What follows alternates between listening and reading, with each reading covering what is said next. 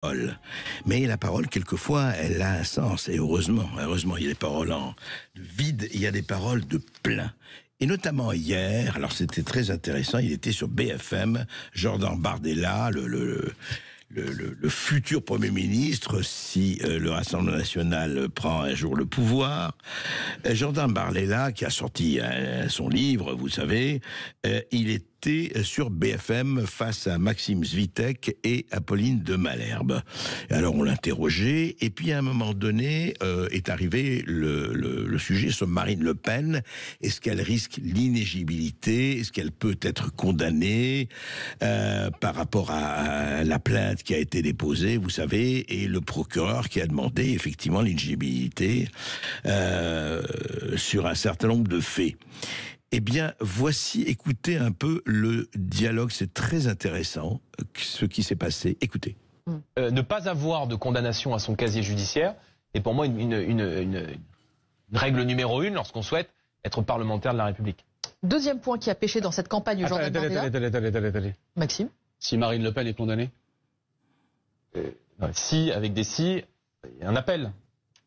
oui, Bien, hein, on fait le... Ça veut dire que si Marine Le Pen est condamnée, même s'il n'y a pas d'inéligibilité, même s'il n'y a pas d'exécution provisoire, il n'y a pas de candidature possible pour Marine Le Pen. Si, si au début de l'année, les juges décident de condamner, peu importe la condamnation, il y aura un appel. Non, mais très bien. L'appel vous rend plus blanc que blanc.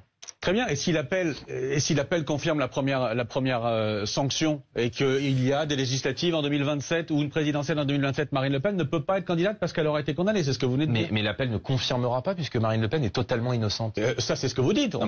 C'est ce que je crois, on c'est verra. ma conviction. Mais vous venez d'édicter une position de principe qui est de dire s'il y a condamnation, il n'y a pas de candidature. Donc, et ça vaut pour tout le monde. On est d'accord. J'en viens au deuxième point qui a pêché dans Vous avez vu, vous avez entendu le petit silence de Jordan Bardella. Et oui, ce qui est intéressant, c'est qu'à un moment donné, revient la jurisprudence Fillon. Quand je dis jurisprudence, ça n'a rien de jurisprudence. Mais rappelez-vous,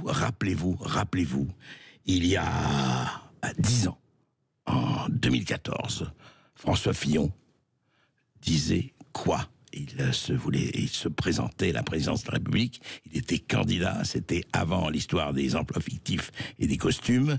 Qu'est-ce qu'il disait, François Fillon? Écoutez. Ceux qui briguent la confiance des Français doivent en être dignes. Ceux qui ne respectent pas les lois de la République ne devraient pas pouvoir se présenter devant les électeurs. Il ne sert à rien de parler d'autorité quand on n'est pas soi-même irréprochable. Qui imagine un seul instant le général de Gaulle mis en examen? Et oui, c'est intéressant, le fantôme de François Fillon rôdait effectivement hier dans les travées de BFM.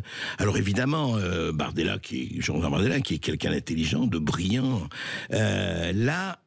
Il dit, oui, mais vous comprenez, si quelqu'un a un casier judiciaire, il peut pas, s'il est condamné, il peut pas continuer sa carrière comme ça.